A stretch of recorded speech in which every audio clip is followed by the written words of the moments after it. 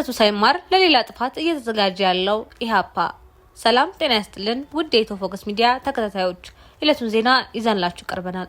ቻናላችንን ላይክ፣ ሼር፣ ሰብስክራይብ በማድረግ ቤተሰብ ይሁኑ። ወደ ዝርዝር ዜናችን እናልፋለን። ኢህአፓ በአንድ በኩል ሰላማዊ ትግል እከተላለሁ እያለ በምርጫ እንደሚወዳደር ይናገራል። በሌላ በኩል ደግሞ በሀገር ውስጥና በውጭ ሀገር ከሚንቀሳቀሱ የአመጽና የትጥቅ ትግል ከሚያራምዱ ኃይሎች ጋር የሴራ ፖለቲካ ያራምዳል። ይህ በአመጽና በከተማ ሽብር የዳበረ ልምድ ያለው ፓርቲና የሰላማዊ ትግል ጸር የሆነ ድርጅት የከተማ አመጽ ለመቀስቀስ ውስጥ ለውስጥ እንቅስቃሴ ሲያደርግ መቆየቱ ይታወቃል። በሀሳብና በዲሞክራሲያዊ መርሆች ላይ የተመሰረተ ምርጫ ለማድረግ ሰላማዊ እንቅስቃሴ እየተደረገ በሚገኝበት ወቅት ሂደቱን ለማወክ እንዲሁም የከተማ ሽብር ለመፍጠር በሰላማዊ ሰልፍ ካባ የታጀበ የከተማ ሽብር ለመፍጠር ለሚያዝያ መጨረሻ ቀጠሮ መያዙ ታውቋል። ይህ ነገር በቃ ሊባል ይገባል። ኢህአፓ ጎራውን ላይ ሰላማዊ ትግል ወይም የትጥቅና የአመጽ ፖለቲካ የኢትዮጵያ ህዝባዊ አብዮታዊ ፓርቲ ኢህአፓ በህገ መንግስቱ የተረጋገጠውን የመሰብሰብ መብት በመጥቀስ ከኢትዮጵያ ብሔራዊ ምርጫ ቦርድ ፍቃድ ባያገኝም እንኳን በሚያዝያ 30 ቀን 2018 ዓ.ም በ10 ከተሞች የታቀዱ ሰልፎችን እንደሚያካሂድ አስታውቋል። የኢህአፓ ዋና ጸሐፊ ሚስጥረ ስላሴ ታምራት እንደገለጹት ፓርቲው የታቀዱትን ተቃውሞች አስመልክቶ ለብሔራዊ ምርጫ ቦርድ ስላስገባነው ደብዳቤ እስካሁን ያገኘነው ምላሽ የለም። ምንም ያሳወቁን ነገር የለም። አሁንም እየጠበቅን ነው ብለዋል። ምንም አይነት ምላሽ ባይሰጥም ፓርቲው ካስፈለገ ከምርጫ ህጉ ማዕቀፍ ውጭ ለመንቀሳቀስ መዘጋጀቱን ሚስጥረ ስላሴ አስመልክተዋል።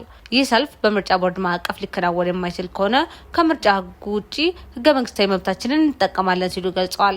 ዋና ጸሐፊዋ አጽንኦት ሰጥተው እንደተናገሩት ህገ መንግስቱ ሰልፍ ለማካሄድ ማሳወቅን እንጂ ማስፈቀድን አይጠይቅም። ይህ አቋም ፓርቲው ከምርጫ ቦርድ ጋር በሚያደርጋቸው ውይይቶች ሁሉ በቋሚነት የሚያነሳው መሆኑን ጠቁመዋል።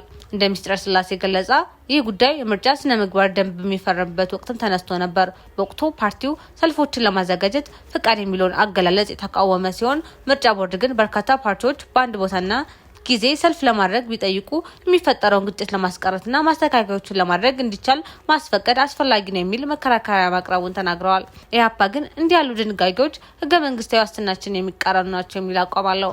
ምርጫ ቦርድ ለዚህ ያሉታዊ ምላሽ ከሰጠ ህገ መንግስታዊ መብታችንን ወደ መጠቀም እንሸጋገራለን ሲሉ አክለዋል። ፓርቲው በ10ሩም ከተሞች ሰልፉን ለማካሄድ ዝግጅቱን መቀጠሉና አዘጋጆቹም ሰልፎቹን በተመሳሳይ ጊዜ ለማከናወን ዝግጁ መሆናቸውን ገልጸዋል። ኢህአፓ መጋቢት 30 ቀን 2018 ዓ.ም ባወጣው መግለጫ በመጪው አጠቃላይ ምርጫ ምቹ የምርጫ ሁኔታዎች የሉም በሚል ሚያዝያ 30 ቀን ሀገር አቀፍ ሰላማዊ ተቃውሞ ለማካሄድ ማቀዱን ማሳወቁ ይታወሳል። እንደ ፓርቲው ገለጻ የታቀዱት ሰልፎች በሀገሪቱ ባለው ፖለቲካዊና የጸጥታ ሁኔታ ላይ ትኩረት ለመሳብ የታለሙ ናቸው።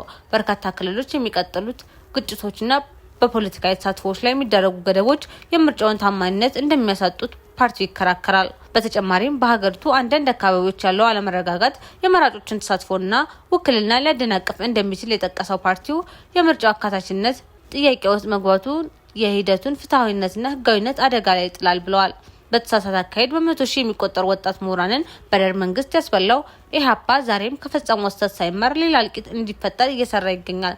ግንቦት 24 ቀን 2018 ዓ.ም በሚካሄደው ሀገራዊ ምርጫ ለመወዳደር እጩዎቹን አቅርቦ በማስመዝገብና በኢትዮጵያ ቴሌቪዥን በተፈቀደው ነጻ የአየር ሰዓት የፖለቲካ ፕሮግራሞችን አቅርቦ እየተከራከረ የሚገኝ ሲሆን በሌላ በኩል ደግሞ ዓላማው ያልታወቀ ሰላማዊ ሰልፍ በመጥራት ከምርጫው አስቀድሞ ግጭት እንዲቀሰቀስ ለማድረግ አበክረው እየሰራ ይገኛል።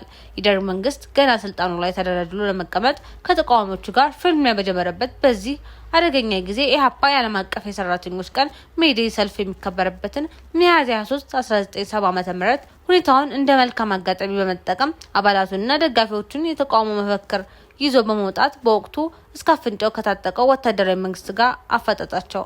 በጠመንጃው አፈሙዝ ብቻ የሚያስቡትን ማመዛዘንን ያልታደሉ የደርግ መሪዎች ወታደሩ ለሰልፍ የወጡትን ወጣቶች ሁሉ መሳሪያ እንዲገደሉ ትእዛዝ ሰጡ። በዚያ ጥቁር ቀን ያለቀው ወጣትና ምሁር ትክክለኛ ቁጥር እንኳን በግልጽ እንዳይነገር ተደርጎ ተድበስብሶ ቀርቷል።